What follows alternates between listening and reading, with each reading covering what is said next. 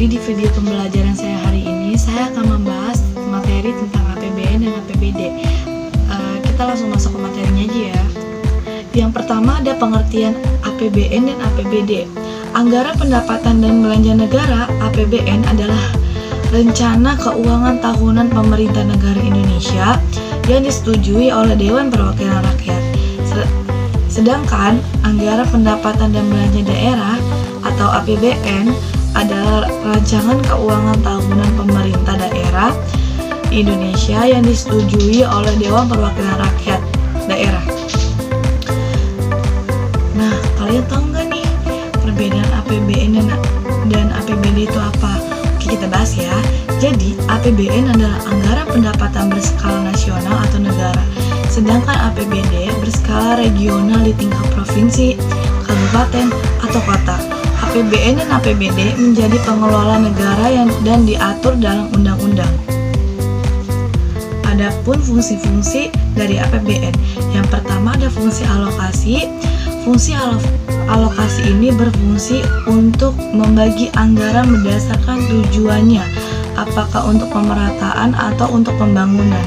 Nah, ada di sini fungsi distribusi, bertujuan untuk mendistribusikan dana masyarakat sesuai alokasi yang sudah dirancang sebelumnya.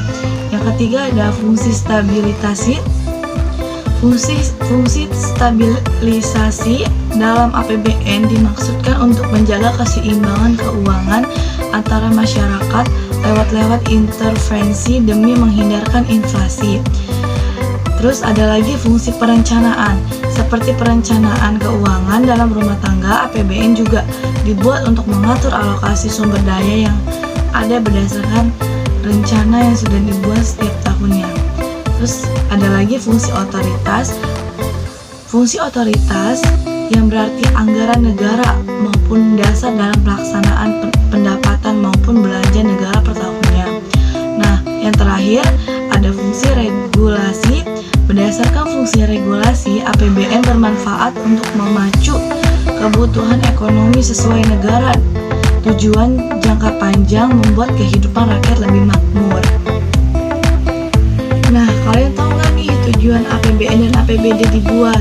Jadi, tujuan APBN dan APBD dibuat untuk sebagai pedoman penerimaan dan belanja negara sehingga dalam pelaksanaannya tidak terjadi perubahan atau melenceng dari kegiatan yang telah direncanakan, sebagai transparansi dan bentuk pertanggungjawaban pemerintah kepada masyarakat.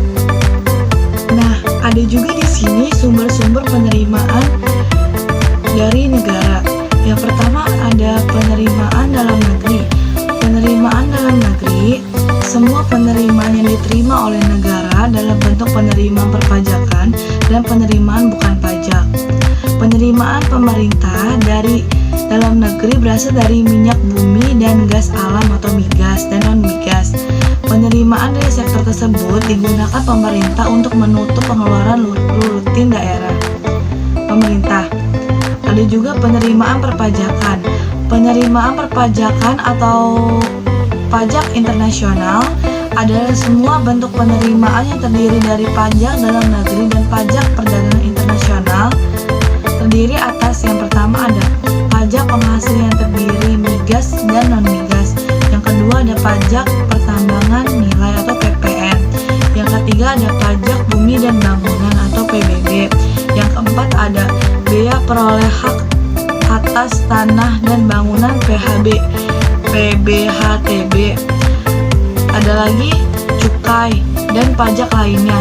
Pajak perdagangan internasional terdiri atas yang pertama ada bea masuk, yang kedua ada pajak atau pemungutan ekspor. Nah, di sini juga ada penerimaan bukan pajak.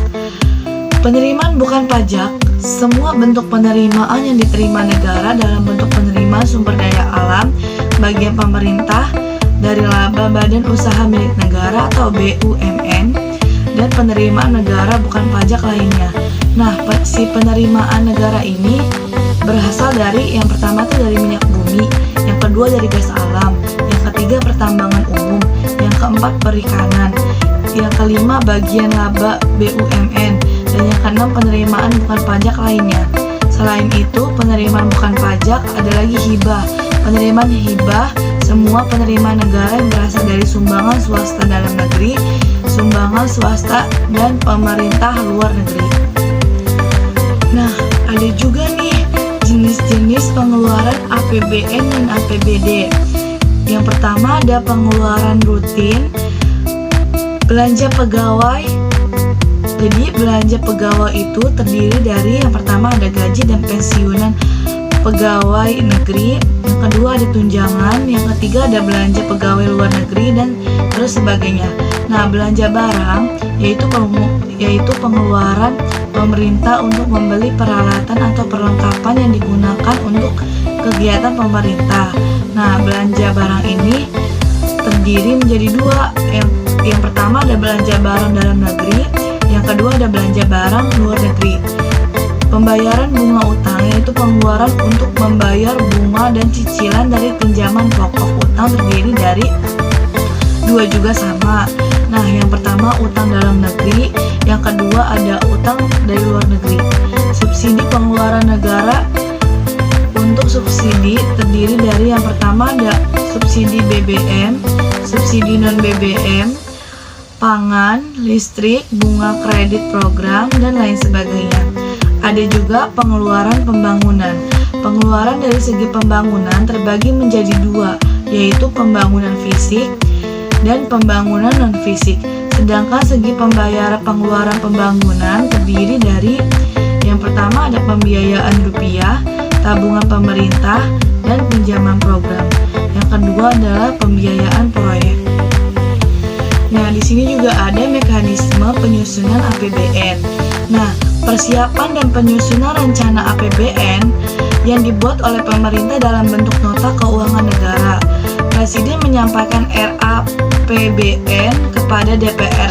DPR juga perlu menyetujui RAPBN melalui sidang paripurna. Adapun sidang dilakukan oleh DPR bersama lembaga teknis keuangan atau Kementerian Keuangan. Bila RAPBN disetujui, statusnya berubah menjadi APBN. Namun, jika RAPBN ditolak, pemerintah harus melaksanakan APBN pada tahun sebelumnya tanpa ada perubahan.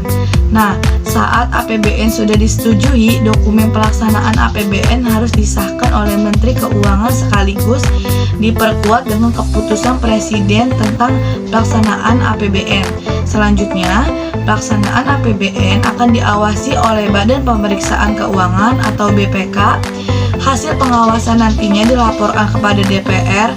Nah, tahapan akhir itu pertanggungjawaban pelaksana APBN. Biasanya tahap ini dilakukan saat waktu pelaksanaan APBN dalam 1 tahun sudah selesai.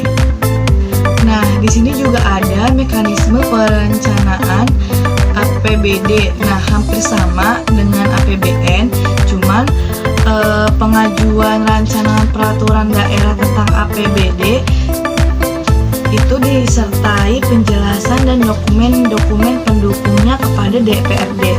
Pengajuan tersebut dilakukan 1 minggu pertama bulan tahun sebelum pelaksana anggaran. Pada tahap penyusunan ini, Kepala Kesatuan Kerja Perangkat Daerah atau SKPD selaku pengguna anggaran menyusun rencana kerja dan anggaran SKPD tahun berikutnya.